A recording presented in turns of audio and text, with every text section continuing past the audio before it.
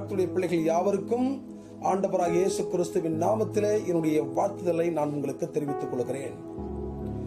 இந்த நாள் வரையிலே பாதுகாத்த தேவன் இனியும் உங்களை பாதுகாப்பார், உங்களை வழிநடத்துவார், குறைவில்லாமல் உங்களை ஆசீர்வதிப்பார். நான் கர்த்தரை ஸ்தோத்தரிக்கிறேன்.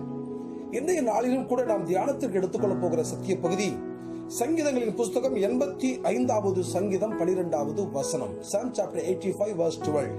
வேதம் என்ன சொல்கிறது? கர்த்தர் நன்மையானதை தருவார் என்று எழுதப்பட்டிருக்கிறது. எனக்கு பிரியமுள்ள கர்த்தருடைய பிள்ளைகளே, நம்முடைய ஆண்டவர் நன்மையானதை மாத்திரம்தான் தருவார். ஒரு நாளும் ஆண்டவர் நமக்கு தீமை செய்கிற தேவன் அல்ல. பொதுவாக உலகத்திலே சொல்வார்கள், கடவுளுடைய பயத்தை மக்களுக்கு போதிப்பார்கள்.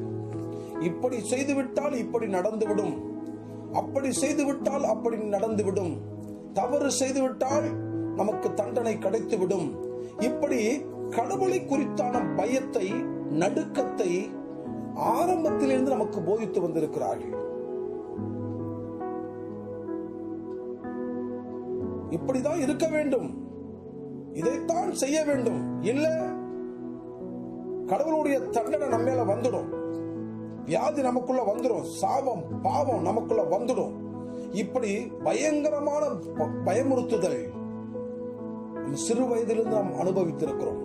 ஆனால் வேதத்தை பார்க்கும் பொழுது ஆச்சரியமுள்ள ஒரு காரியம், ஆண்டவராகிய தேவன் இயேசு கிறிஸ்து நமக்கு நன்மையை மாத்திரம்தான் செய்வார் என்று சொல்லி தாவீது அருமையாக இந்த சங்கீதத்திலே சொல்லக்கூடியதை நாம் பார்க்கிறோம். அவர் நன்மை மாத்திரம்தான் செய்யக்கூடிய ஆண்டவர், ஒரு நாளும் நமக்கு தீங்கு செய்யக்கூடிய தேவன் அல்ல.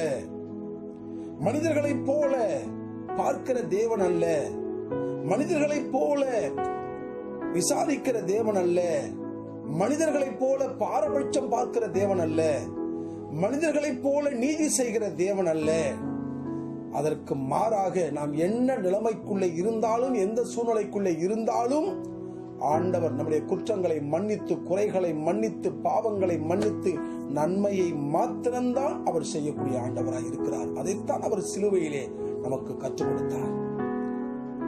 அவரை சிலுவையிலே அடிக்கும் பொழுது கூட சொன்ன வார்த்தை, பிதாவே இவர்களுக்கு மன்னியும், தாங்கள் செய்வது இன்னதென்று அறியாதிருக்கிறார்கள் என்ற அற்புதமுள்ள காரியத்தை சொல்லிக் கொடுத்தார். எனக்கு அன்பான கர்த்தருடைய பிள்ளையே, இப்பேற்பட்ட மகத்துவம் உள்ள ஒரு தேவன் நமக்கு துணையாக இருக்கிறார். ஒரு நாளும் நம்மை, நம் குடும்பத்தை, நம் எல்லையை, நாம் செய்யக்கூடிய சகல காரியத்திலே தீமை ஒருபோதும் நம்மை அணுகுவது இல்லை. நன்மையை மாத்திரம்தான் கர்த்தர் நமக்கு கொடுப்பார். நீங்கள் கவலைப்படாதிருங்கள். எந்த நிலைமைக்குள்ள இருந்தாலும் நன்மை மாத்திரம்தான் நீங்கள் அனுபவிப்பீர்கள்.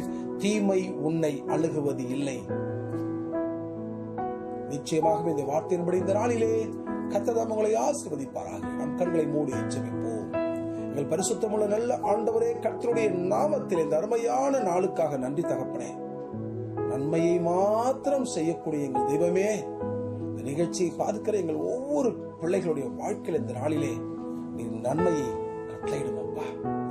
தீமையோ, வியாதியோ, பலவீனமோ எங்கள் பிள்ளைகளை தொடாதபடிக்கு தேவன் தம்முடைய ரத்தத்தின் மறைவுக்குள்ளே நீர் மூடி பாதுகாத்துக் கொள்கிறார். சகல தடைகள் நொறுக்கப்படுவதாக, நன்மையான காரியங்கள் இந்த நாளிலே நடப்பதாக ஆசீர்வதிக்கிறார். இயேசு கிறிஸ்துவின் நாமத்தில் ஜெபிக்கிறேன் எங்கள் ஜீவனுள்ள நல்ல பிதாவே, ஆமென். அன்பானவர்களே, நல்ல ஒரு வார்த்தையை கேட்டோமல்லவா? நாளை காலை மீண்டுமாக நல்ல ஒரு வார்த்தையோடு உங்களை சந்திக்கிறேன். கர்த்தர் தாமே உங்களை ஆசீர்வதிப்பாராக.